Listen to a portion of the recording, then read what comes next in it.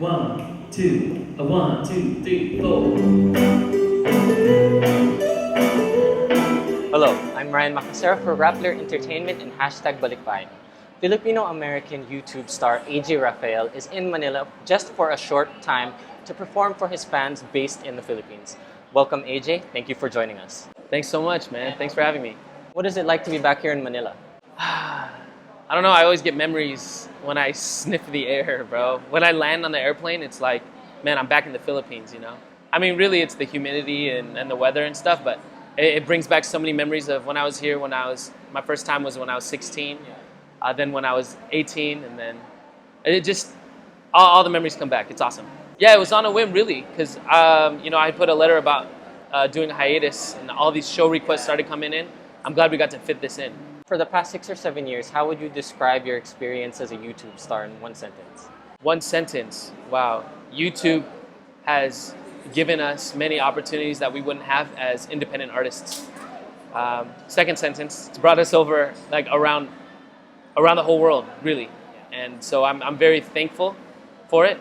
We got to take advantage of growing up online in a world where YouTube and Facebook dominate. So I'm happy for it. What are your thoughts on the differences between being a musician online or on YouTube nowadays as opposed to being a musician, a mainstream musician? Well, it's a little different.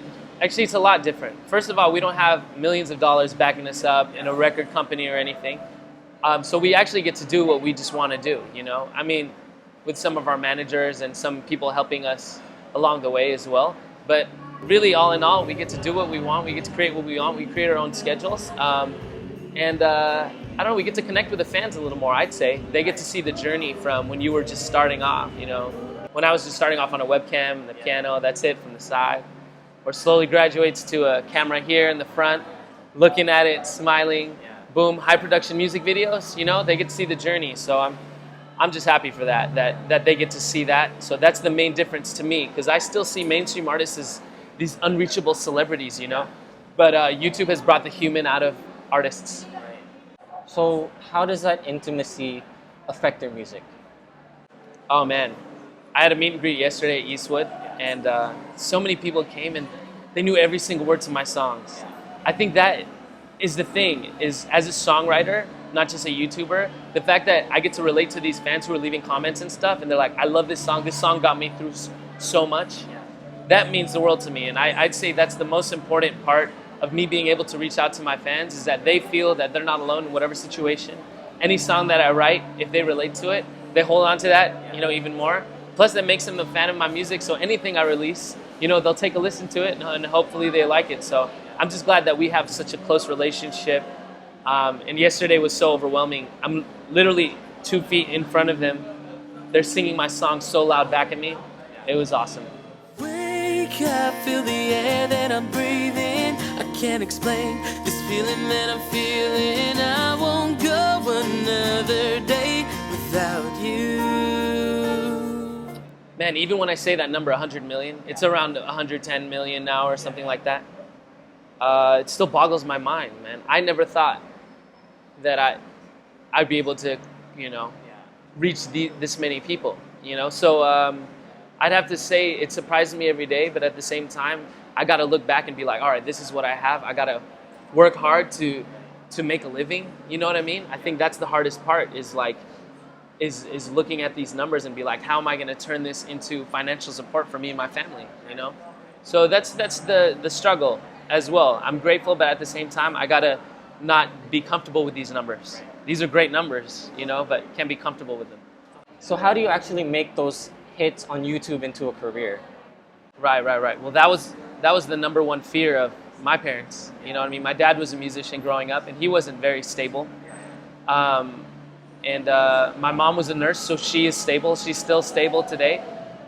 You know, that's just the struggle. I have maybe 5 months straight, I could be just going out every day, like, you know, buying dinner for my friends. And then there's months where I'm just struggling and I'm barely able to pay for, you know, all my bills, obviously. And then I support my little sister at home. You know, I buy her food and things like that. And we get to just eat like 99-cent meals, whatever, you know. But at the same time, you have to have a support system if you want to thrive, you know? You got to have a good team. I have a best friend at home.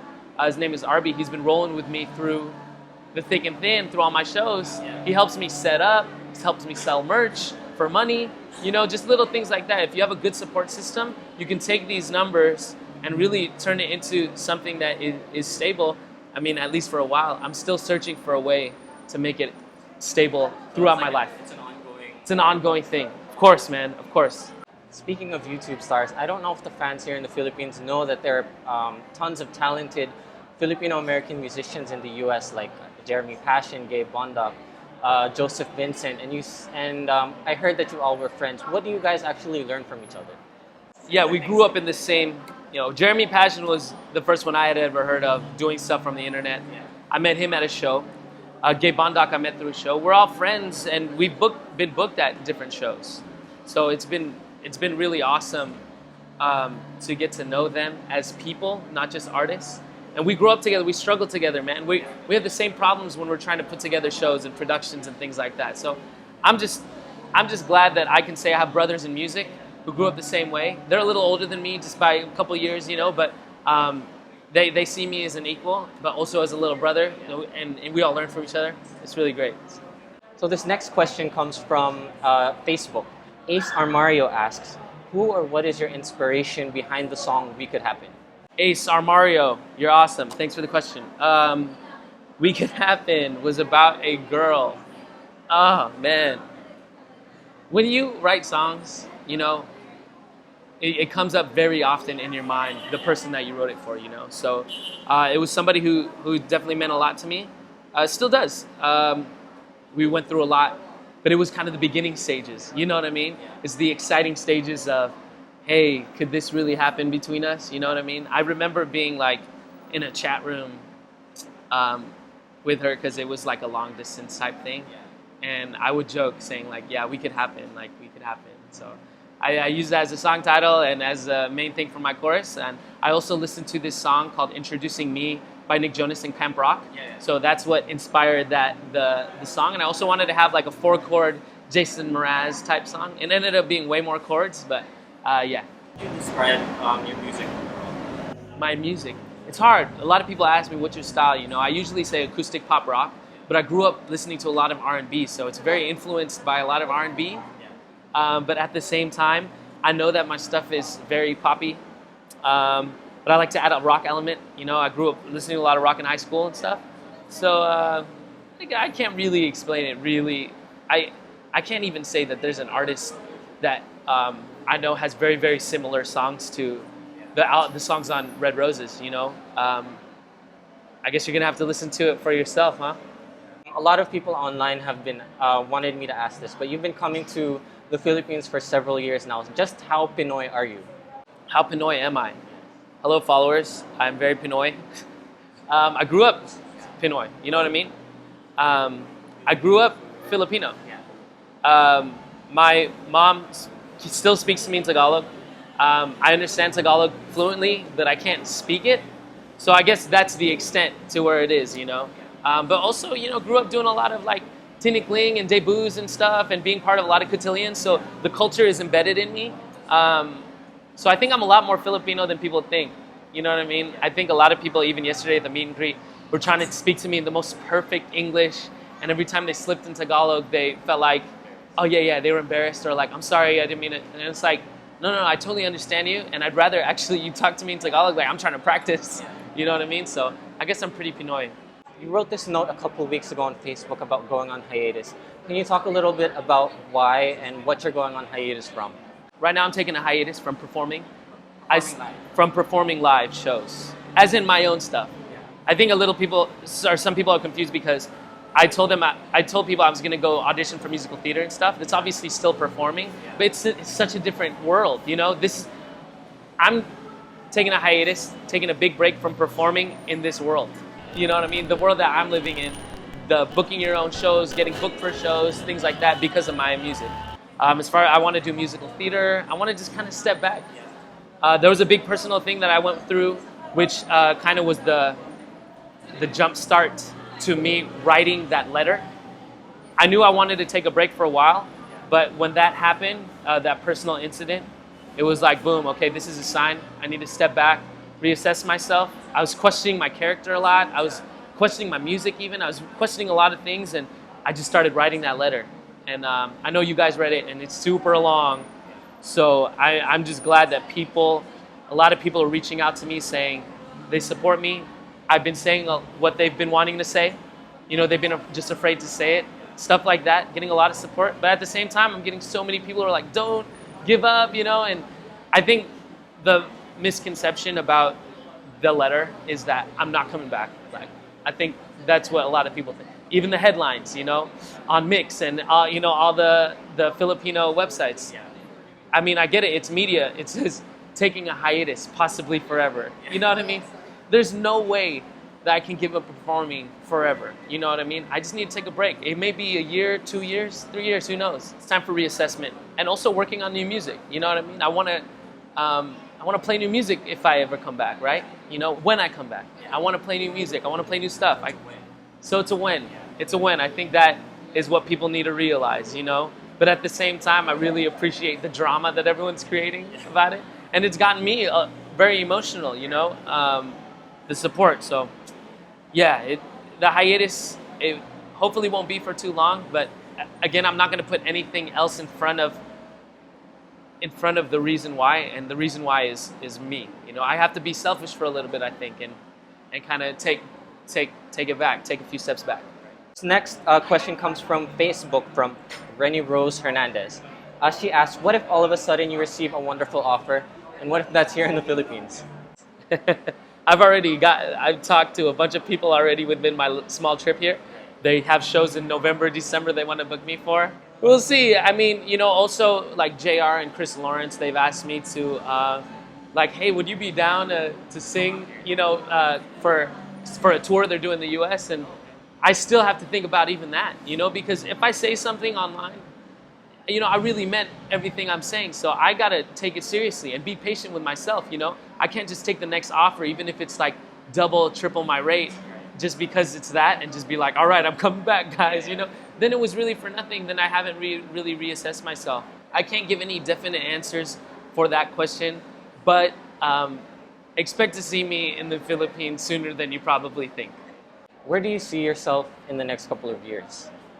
Next couple of years, I want to be on Broadway, man. I mean, that's like such a crazy thing to even think about. A lot of people are studying their asses off for their musical theater degrees and things like that, but here I am, just grew up with musical theater, and I just want to go audition, and I have this crazy dream of being on Broadway. So hopefully that will happen. I know it's a little far-fetched, but really I'm trying to finish Red Roses, the movie script, which is a movie I turned my album into with a couple friends back home, including Dante Bosco and other Phil Am, and also turning that movie into a musical. Started off as a musical first, went to a movie. Now we're trying to bring it back to a musical, so I'm trying to bring it to the stage. It's gonna be a journey for me, writing and doing a lot of things that I'm not used to, other than songwriting, you know, script writing, things like that. I just want to do everything. So expect in the next couple of years for me to have a good amount of projects that will either be on the way to be being produced or already done, you know, and being ready to be released. Thank you so much for joining us. Do you have any last couple of thoughts before we wrap up? First of all, thanks for the support. To you guys as well, thanks for the support.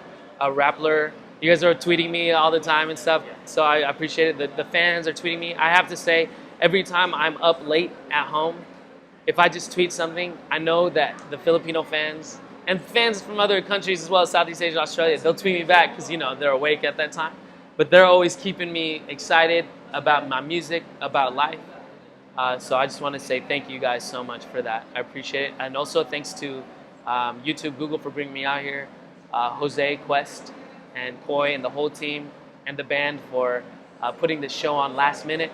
I really appreciate you guys. Manila Genesis for helping out in other ways as well. So thanks, guys.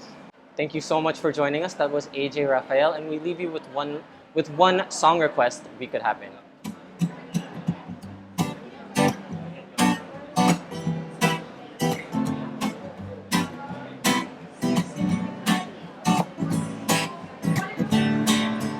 I'll hold the door, please come in. and just sit it for a while. This is my way of telling you I need you in my life. It's so cold without your touch. I've been dreaming way too much. Can we just turn this into reality? 'Cause I've been thinking about you lately.